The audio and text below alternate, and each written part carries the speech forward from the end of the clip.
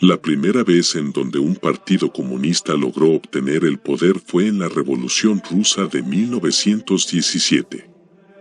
El marxismo-leninismo surgió como la bandera principal del comunismo en la política mundial, de la mano de Lenin.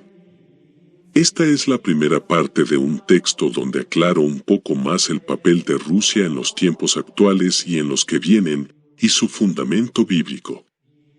Es probable que al principio se sientan un poco confundidos, pero estoy seguro que cuando esté todo publicado, verán las cosas con mayor claridad.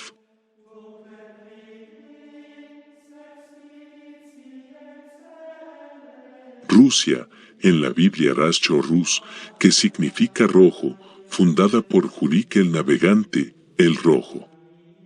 Curiosamente, la bandera de la URSS es roja, y Ursus es oso, con el que se caracteriza a Rusia y que aparece en Daniel, como un oso que devora mucha carne y tritura con sus dientes, identificando a una de las 4 bestias con el oso ruso, en el segundo sentido de la profecía, antitipo, que se cumplió en su época y se cumple hoy.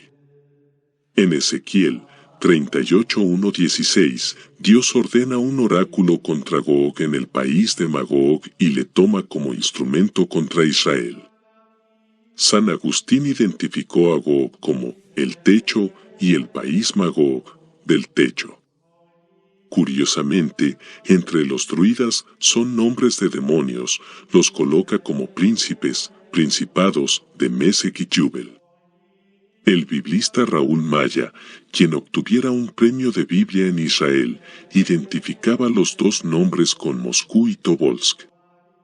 La Biblia Strombinger dice de Rus, rojo, Mosok y Jubel, un descendiente de Jubel, Caín. Gag, el techo, el extremo norte que antes se pensaba eran Asiria y Babilonia, corresponde a Rus o Rusia, un principado demoníaco. Con razón la mística y beata Agustina Ana Catalina Emmerich dice, de Moscova, Moscú, viene la oscuridad y ve a Rusia como un país de tinieblas. Y es allí donde se entiende la insistencia de nuestra Madre, la Virgen Santa María, de consagrar a Rusia, y ella lo asumiría entonces bajo su control. Don Bosco, en sus sueños y profecías, también nos habla de 2 columnas de fuego que salen de Moscú e invaden Europa. Las coincidencias de la mística y del santo con el capítulo 38 de Ezequiel son aterradoras. La certera visión de San Juan cuando ve la mujer vestida de sol, milagro de Fátima, que se produjo en octubre de 1917, y otra señal un dragón rojo, el comunismo según Stefano Goubi, que sucede también en octubre del mismo año. Ese mismo momento histórico la revolución bolchevique y la profecía de la Virgen señalando que Rusia extendería sus errores por el mundo entero extendiendo su filosofía atea y moviendo millones de personas. Y sucedió. Gog entonces se refiere a Rusia, y se le identifica con un demonio o un principado caído, solo entonces la mujer de Apocalipsis podría dar la batalla. Lo insólito e incomprensible es que ningún pontífice desde 1917 haya cumplido el pedido de consagración de Rusia a su corazón inmaculado. El famoso libro de Wurmbrand, Marx y Satán, comprueba el vínculo del fundador del comunismo con las fuerzas más obscuras y los cultos que practicaba, sus famosos versos en donde retan a Dios y le dicen que no entrará en su cielo y su actitud coherente con lo que sucedió al comunismo, dejar morir de hambre a sus 2 hijas. El padre Ladislao Findis fue un sacerdote polaco que fue perseguido por el servicio secreto comunista. Fue arrestado en 1963 y enviado a la cárcel por haber enviado cartas a sus feligreses para llamarlos a enmendar sus vidas y seguir a Cristo.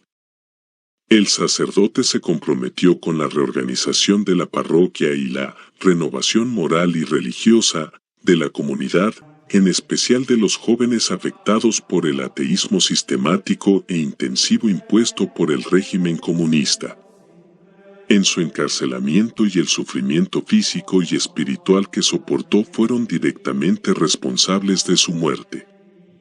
El padre Findisi presentaba un estado de salud deteriorado e incierto. El sacerdote había sido sometido a una seria operación para extirparle la glándula tiroides y estaba a pocos meses de ser sometido a una segunda cirugía para extirparle una malformación cancerosa entre el esófago y el estómago. Su salud no mejoró por la carente atención médica en la prisión y por posponer su cirugía.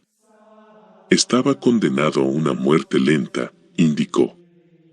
El régimen rechazó la solicitud de la curia y de su abogado para suspender su detención por estar en riesgo de muerte, hasta que, a fines de 1964, el Tribunal Supremo de Varsovia la aprobó. Fue ingresado al hospital y sometido a estudios médicos, pero se confirmó que el tumor ya era inoperable por su avanzado estado de crecimiento. Su salud se complicó a causa de un enfisema pulmonar y por recaer en anemia severa. Tras participar de un retiro espiritual y recibir los últimos sacramentos, falleció el 21 de agosto de 1964 en el presbiterio de Nowy Smíchów. Fue enterrado el 24 de agosto en el cementerio de la parroquia. Se trata de la primera causa de beatificación exitosa, basada en el martirio de un siervo de Dios que fue víctima del régimen comunista en Polonia. Además, es la primera causa de beatificación en la diócesis de Rzeszów, concluyó. El 20 de diciembre de 2004, en presencia del Papa San Juan Pablo II, se declaró al padre Ladisław Findis como mártir de la fe. Después su filosofía armaba países enteros como Camboya, Vietnam, Corea del Norte, además de la misma Rusia, Albania, Cuba y China, donde perecieron perseguidos, torturados, encarcelados y hambrientos centenares de millones de personas, hasta que después de 70 años se produce el derrumbe aparente del comunismo represivo, cruel y cercenador de la libertad humana sin ningún derecho para el hombre, cumpliéndose la frase de Engels: el Estado es Dios sobre la tierra.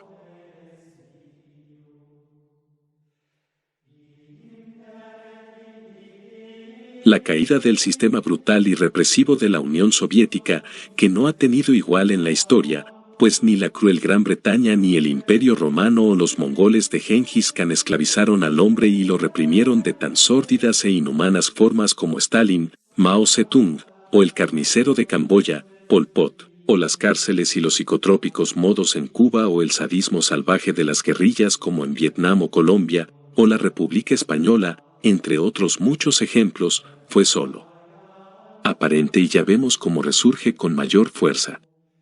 Cuando se creía que la tecnología y el conocimiento traerían avances a la civilización y la cultura de la humanidad, surgen las nuevas formas de opresión y crueldad como el comunismo, sin más ética que la que le convenía al partido, como lo definía Lenin: la ética, mis principios y mi Dios. El pueblo pensó de buena fe, movido por la propaganda del discurso socialista, que allí estaban sus reivindicaciones sociales y sus derechos elementales, y cayó en su inmensa trama de mentiras. Como el pueblo de la Alemania Oriental, que recibió alborozado este modelo socialista, hasta que, hastiado de la opresión, de la traición, del espionaje total de la sociedad, en donde se acusaban los esposos, los hermanos, los padres y los hijos, Stasi y el muro ominoso de Berlín, cayeron en la exasperación y la desesperación. Y así también viene sucediendo como respuesta a las injusticias atroces y desmanes de la sociedad neoliberal y capitalista. San Juan Pablo II, el Grande, condenó los dos sistemas. El comunista, por estar fundado en el odio de clases y las luchas revolucionarias, y el capitalista, por basarse en la codicia de unos pocos, que se han apoderado de más del 80% de las riquezas del mundo, merced a la especulación y la explotación de los más débiles y desvalidos. Como decía el presidente del Perú, con razón, en América Latina se ha gobernado en cada país solo para el 20 o el 30% de la población, y la globalización de la información, los nuevos medios digitales, la radio y televisión, han hecho tomar conciencia a muchos de su miseria no merecida, como la llamaba el Papa San Pablo VI. Así como alejamos a Dios del mundo actual, acudieron a la maquillada receta socialista, sin recordar su siniestra historia, esperanzados en que algo diferente pueda paliar sus necesidades insatisfechas. La tierra se hizo para el hombre, para todos los hombres, dijo el Papa del siglo en lo social, Pablo VI, no se hizo para unos pocos ni para sobrevivir explotados, con hambre, viendo a su familia con las necesidades básicas insatisfechas y sin esperanzas, con hijos desnutridos, sin educación, con una precaria salud, sueldos miserables y una explotación sin misericordia. Ello recuerda a Thomas Hobbes, el hombre es lobo, para el hombre. El Señor Jesús lo dijo de manera sencilla y profunda, el sábado se hizo para el hombre y no el hombre para el sábado. Es decir, la creación al servicio del hombre y no el hombre al servicio de la creación, la economía al servicio del hombre, de todos, y no el hombre esclavo del Estado o de la economía. Esa injusticia que ha degenerado en tan profundos desequilibrios como quiera que en Estados Unidos el 2% sea dueño del 50% de los bienes, ha causado el regreso del dragón rojo con nuevo maquillaje y vistoso ropaje y diferentes disfraces, orquestado en América Latina por Cuba y después por su gran áulico, Venezuela. Aparece también Nicaragua, Honduras, México, Ecuador, Bolivia, Argentina, Chile, Perú, Paraguay y ahora quieren tomar a Colombia porque desde los colegios universidades a los jóvenes los van adoctrinando y mentalizando para cometer su cometido para poder así llegar de alguna forma al poder. Y no solamente en Colombia, en gran parte de Latinoamérica, ahora es muy común llamarlo comunismo, socialismo, de extrema izquierda o de centro, pero si miramos conducen al mismo comunismo, maquillando lo que todo es bueno, como dice Isaías 5:20, 21, hay de aquellos que llaman bien al mal y mal al bien, que cambian las tinieblas en luz y la luz en tinieblas, que dan lo amargo por dulce y lo dulce por amargo. Hay de los que se creen sabios y se consideran inteligentes, ya que se hacen pasar con su nueva ideología de no a la guerra y su supuesta paz perversa, que en la que está encadenada Latinoamérica y en parte como le dijo el historiador inglés a la santa vidente hermana Lucía, que cuál era el peor castigo para la humanidad. Y ella contestó que el comunismo. Entonces la mancha roja se sigue extendiendo. El Apocalipsis lo dijo hace 2000 años. Capítulo 17, la bestia escarlata era y ya no es, léase perestroika, glasnost, y luego añade San Juan, pero que reaparecerá, Apocalipsis 17, la bestia, el seductor, el padre de la mentira tiene muchas facetas, y maneja dos inmensas colas serpentinas, una roja y otra de plata, una se mueve con el odio y la otra con la codicia, en la concupiscencia del lucro. Con razón San Pablo dice que Satanás se disfraza de ángel de luz. El corazón humano, controlado por el odio, la venganza, la codicia y el lucro a toda costa, al quitar a Dios sembró el desenfreno moral, el erotismo y la corrupción generalizada que arrastra centenares de millones de almas a la perdición y así serán borrados del libro de la vida, Apocalipsis 17:8. Y aquí se va a cumplir literalmente lo que Santa Lucía de Fátima le dijo al historiador, el castigo para el mundo es el comunismo, la bestia que ya está reapareciendo como nos lo anunció San Juan hace 2000 años. La única esperanza que le resta a la humanidad es la mujer vestida de sol. Apocalipsis 12:1.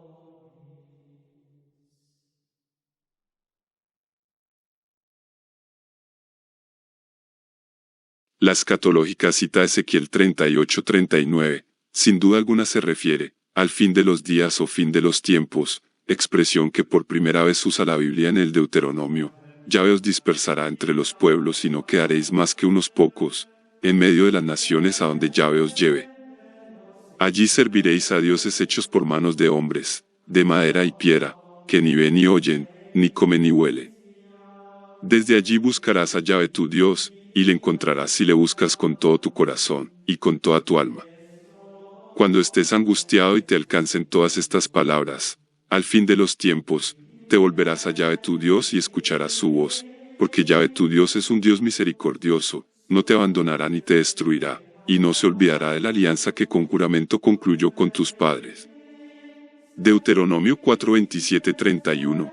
Asombroso. El espíritu profético de Moisés que nos habla del fin de los tiempos y de la verdadera conversión de Israel que solo sucederá en el fin de los tiempos. Daniel también, en sus capítulos apocalípticos habla del fin de los tiempos, y tú, Daniel, guarda en secreto estas palabras y sella el libro hasta el tiempo del fin. Muchos andarán errantes acá y allá, y la iniquidad aumentará.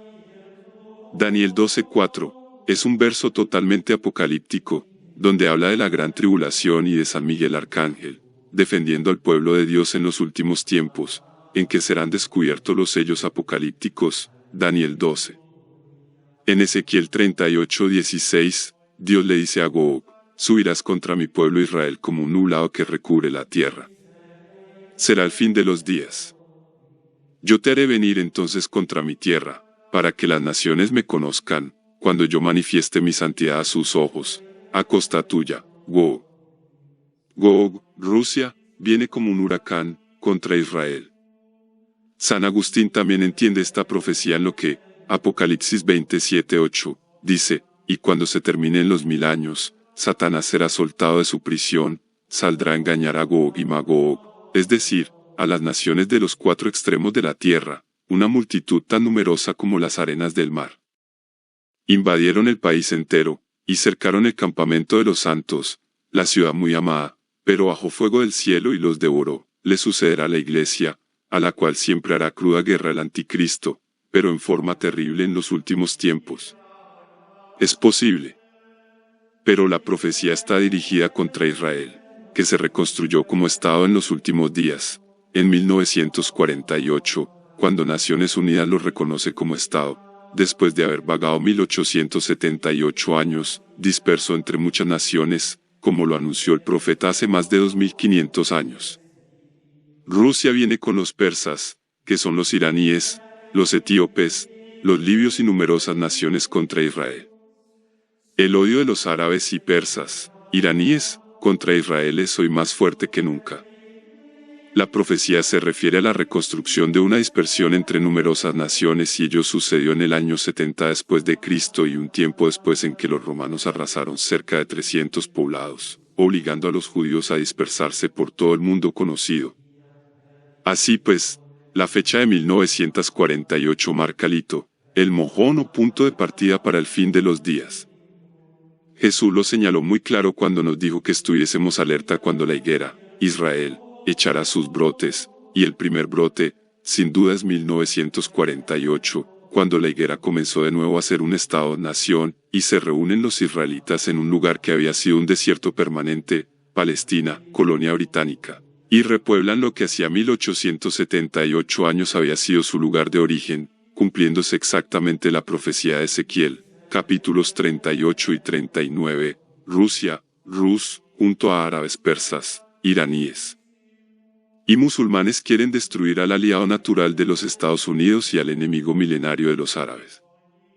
Sin duda Gog, país de Magog, el techo y del techo, provienen del extremo norte, que según los historiadores bizantinos y árabes sitúan este pueblo a orillas del Volga y solo a Rusia corresponde esta descripción. Mosok o Mesak y Tiubal son el origen de las dos ciudades Moscú y Tobolsk. Sobre Togorma, corresponde a un país de Asia Menor. Veas Ezequiel 27:14, de Bet-Togorma venían los caballos para los carros y la caballería y también las mulas. Curiosamente la profecía de Ezequiel, capítulos 38, 39, viene contra Gog, pero golpea a Israel y en ese ataque es Dios quien mueve a Gog, Rusia, a bajar con su ejército innumerable, multitudes, a través de Israel y allí mostrará su gloria defendiendo a Israel. ¿Cómo? Veamos qué dice el profeta cuando Gog venga contra Israel. Ezequiel 38, 18-23, aquel día, cuando Gog avance contra el suelo de Israel, oráculo del Señor Yahvé, estallará mi furor. En mi cólera, en mis celos, en el ardor de mi furia lo digo, sí, aquel día habrá un gran terremoto en el suelo de Israel. Temblarán entonces ante mí los peces del mar y los pájaros del cielo, las bestias del campo y todos los reptiles que serpean por el suelo, y todos los hombres de sobre el haz de la tierra. Se desplomarán los montes, caerán las rocas, todas las murallas caerán por tierra. Convocaré contra él toda clase de terrores, oráculo del Señor Yahvé. Volverán la espada unos contra otro. Le castigaré con la peste y la sangre, haré caer una lluvia torrencial, granizos, fuego y azufre, sobre él, sobre sus huestes y sobre los numerosos pueblos que van con él. Manifestaré mi grandeza y mi santidad, me daré a conocer a los ojos de numerosas naciones y sabrán que yo soy Yahvé. Añade en Zacarías 12:4, aquel día oráculo de Yahvé heriré de aturdimiento a todo caballo, y a su caballero, de locura. Y a todos los pueblos heriré de ceguera. Mas sobre la casa de Judá abriré mis ojos. Entonces dirán en su corazón los jefes de Judá, la fuerza de los habitantes de Jerusalén está en Yahvé Sebaot su Dios. Aquel día haré de los jefes de Judá como un brasero con fuego de leña, como una antorcha con fuego de gavillas, y devorarán a derecha e izquierda a todos los pueblos del contorno, mientras que Jerusalén será de nuevo habitada en su lugar. Salvará Yahvé en primer lugar a las tiendas de Judá, para que el prestigio de la casa de David y el prestigio de los habitantes de Jerusalén no se crezca sobre Judá. Aquel día protegerá Yahvé a los habitantes de Jerusalén, el más flaco entre ellos será aquel día como David, y la casa de David será como Dios, como un ángel de Yahvé, al frente de ellos. Y entonces se produce la conversión de Israel, como dijeran 3 veces al final de Ezequiel 39, 26, 29, ellos olvidarán su ignominia y todas las infidelidades que cometieron contra mí, cuando vivan seguros en su país, sin que nadie los inquiete. Cuando yo los haga volver de entre los pueblos y los recoja de los países de sus enemigos, manifestaré en ellos mi santidad a los ojos de numerosas naciones, y sabrán que yo soy Yahvé su Dios, cuando, después de haberlos llevado al cautiverio entre las naciones, los reúna en su suelo sin dejar allí a ninguno de ellos. No les ocultaré más mi rostro, porque derramaré mi espíritu sobre la casa de Israel, oráculo del Señor Yahvé. Todo esto recuerda la promesa hecha a Abraham, bendeciré a los que te bendigan y maldeciré a los que te maldigan. Veamos qué dice San Juan de este mismo episodio al que parece referirse en Apocalipsis 16, 16, 21. Los convocaron en el lugar llamado en hebreo Armagedón. El séptimo derramó su copa sobre el aire. Entonces salió del santuario una fuerte voz que decía, hecho está. Se produjeron relámpagos, fragor, truenos y un violento terremoto, como no lo hubo desde que existen hombres sobre la tierra, un terremoto tan violento. La gran ciudad se abrió en 3 partes, y las ciudades de las naciones se desplomaron, y Dios se acordó de la gran Babilonia para darle la copa del vino del furor de su cólera. Entonces todas las islas huyeron, y las montañas desaparecieron. Y un gran pedrisco, con piedras de casi 1 talento de peso, cayó del cielo sobre los hombres. No obstante, los hombres blasfemaron de Dios por la plaga del pedrisco, porque fue ciertamente una plaga muy grande.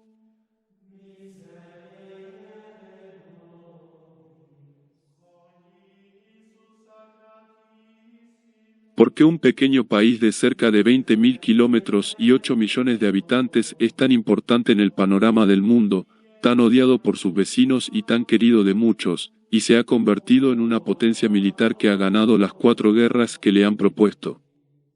La respuesta nace de la Biblia.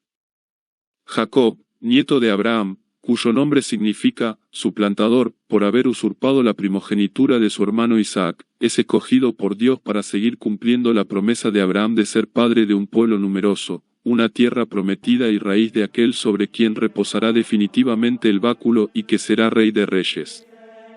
Pero Jacob es sometido a prueba y una noche se topa con un ángel y lucha toda la noche con él, es herido, bendecido y cambiado su nombre por Israel, que significa, el que lucha contra Dios, Génesis 32, 23, 30. Jacob, oh Israel, tuvo 12 hijos, de donde provienen las 12 tribus de Israel, y al morir profetiza la muerte de sus 12 hijos, anunciando que Judá Génesis 49, 9 tendrá el báculo y bastón de mando hasta que lo pasa a aquel a quien rendirán culto todas las naciones Génesis 49, 10. Asombrosa profecía de 1700 años antes de Cristo y que se cumplió literalmente en el Mesías o Cristo anunciado en la profecía de Jacob a Judá de donde viene la era de David, de José y de María la madre de Jesús. Y la guerra de judíos contra árabes también proviene de una profecía bíblica. Los árabes, o agarenos, descienden de Ismael, hijo de Agar la esclava de Abraham, y a quienes Sara hizo expulsar de la tribu de Abraham, y los judíos descienden de Jacob, nieto de Sara, la esposa de Abraham. En Génesis 16, 10, 12 dice, y dijo el ángel de Yahvé, multiplicaré de tal modo tu descendencia, que por su gran multitud no podrá contarse. Y díjole el ángel de Yahvé, mira que has concebido, y darás a luz un hijo, al que llamarás Ismael, porque Yahvé ha oído tu aflicción. Será un onagro humano. Su mano contra todos, y la mano de todos contra él, y enfrente de todos sus hermanos plantará su tienda. Se le anuncia a Ismael una inmensa descendencia y que plantará sus tiendas frente a sus hermanos israelitas y se le anuncia, tú contra todos y todos contra ti. Una extraordinaria profecía que se cumple cabalmente día a día a lo largo de la historia de la humanidad. Nada más exacto que las profecías bíblicas. Y allí vemos el antagonismo de árabes de Ismael y judíos de Jacob.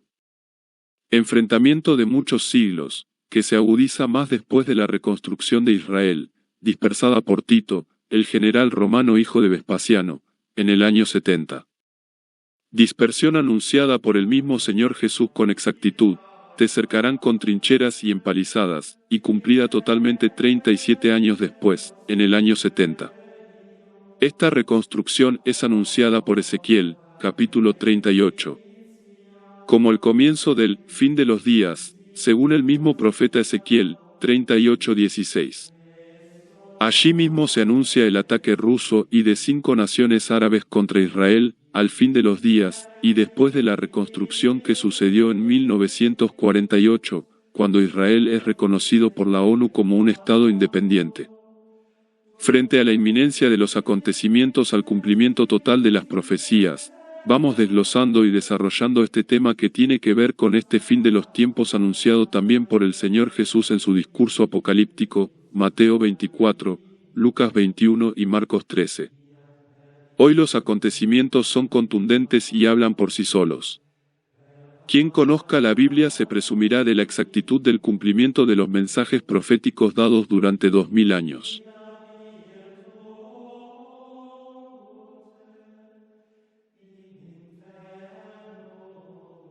No fue en vano el pedido de la Santa Madre en Fátima y sus advertencias sobre Rusia.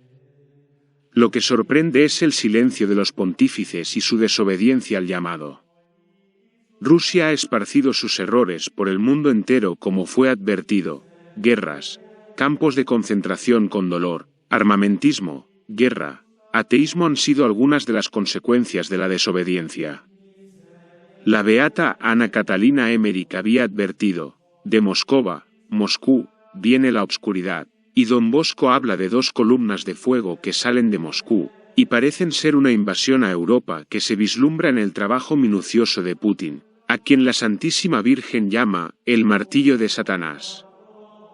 Las sanciones impuestas a Rusia por Europa han impactado con las represalias duras a numerosas empresas alemanas, españolas y francesas, y Rusia se ha inclinado hacia un aliado natural, China, con quienes aumentará sus relaciones comerciales y sus siniestros planes militares, unidos a sus otros aliados naturales como Cuba, Nicaragua, Venezuela, Corea del Norte y los numerosos países del nuevo socialismo, que no es más que el feroz comunismo maquillado y revestido de piel de oveja. La bestia escarlata del Apocalipsis, capítulo 17, que es el mismo dragón del capítulo 12, que era y ya no es, como dice San Juan, Apocalipsis 17, con el disfraz y maquillaje que le dio la perestroika para tomar un aire y presentarse con un rostro humanitario y de justicia social más atractivo políticamente. Pero continúa San Juan, era, ya no es, pero volverá a ser. Y ya regresó, con una China reforzada por la economía de mercado y el control central férreo del comunismo y Rusia, resucitada económicamente y con un coronel de la siniestra KGB en el mando de la nación. Ambas, China y Rusia, con un inmenso poder económico y militar y que, con su nueva máscara, han colonizado a América Latina y parte de África con sus pretensiones de una inclusión social más fuerte, aprovechando el descontento que el otro monstruo del capitalismo neoliberal ha dejado con sus tremendos Injustos desequilibrios sociales. La cola del dragón que nace en la Revolución de Octubre de 1917 anunciada en el Apocalipsis 12:3, apareció entonces otra señal en el cielo, un dragón rojo con 7 cabezas y 10 cuernos. Aparece en el mismo instante del milagro de la mujer vestida de sol, octubre de 1917. El sol danzando y la revolución bolchevique, octubre de 1917, en donde la mujer y el dragón inician la batalla final. El dragón que era y ya no es pero que reaparecerá, ya está actuando en numerosos países y sigue creciendo.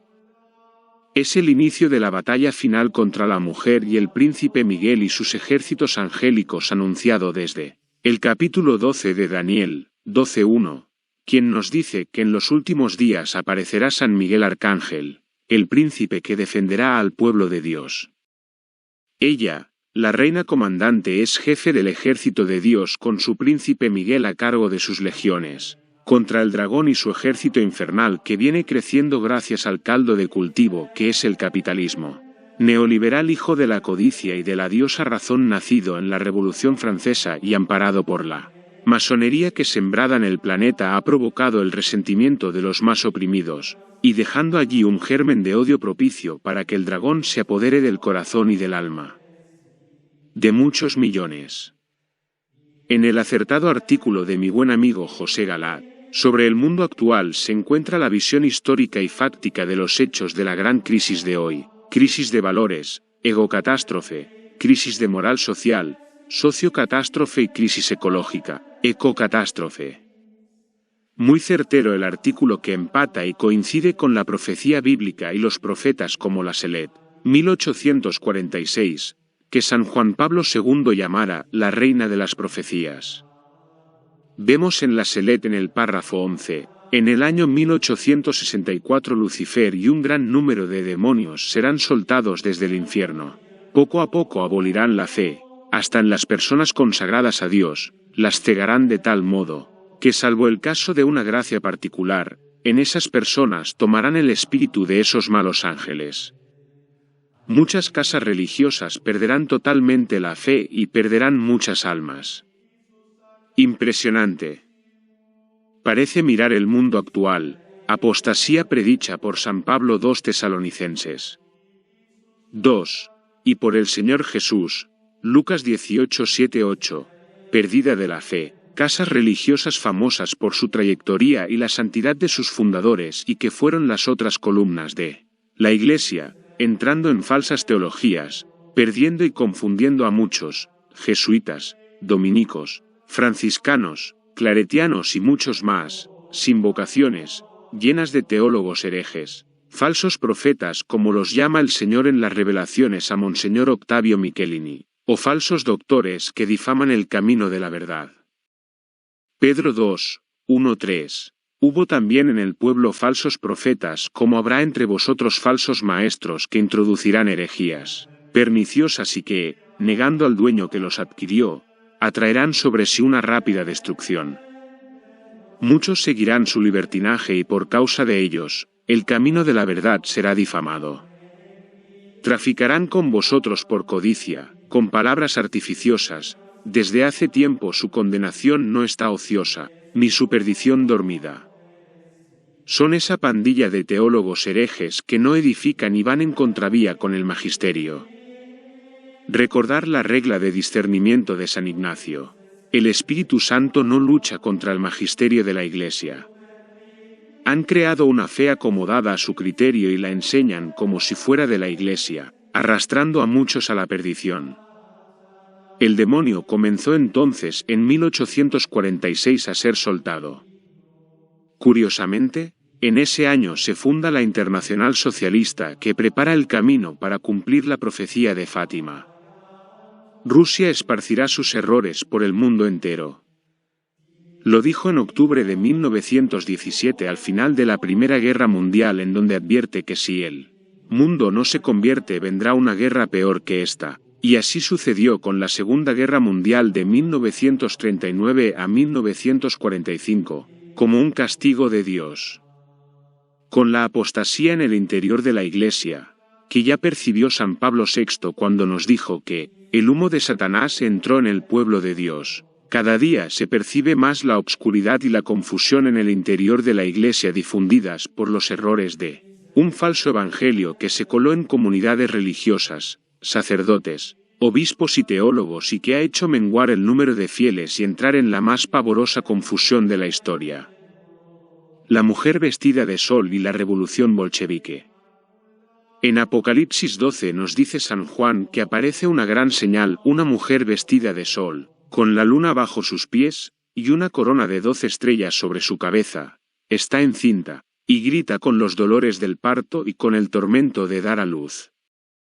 El sol, el signo de esa plenitud del poder de Dios dado desde el anuncio del ángel, y el poder del Altísimo te cubrirá con su sombra. Lucas 1, 35, 12 estrellas. 12 es plenitud.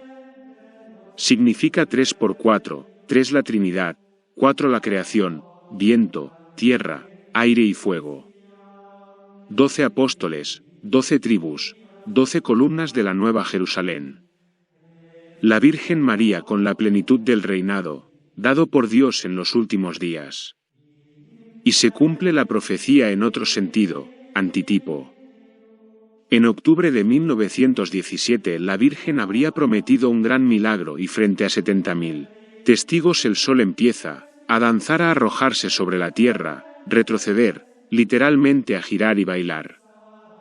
Todos los presentes creyeron que era el fin del mundo y todos estaban empapados por un gran aguacero, quedaron con sus vestidos completamente secos.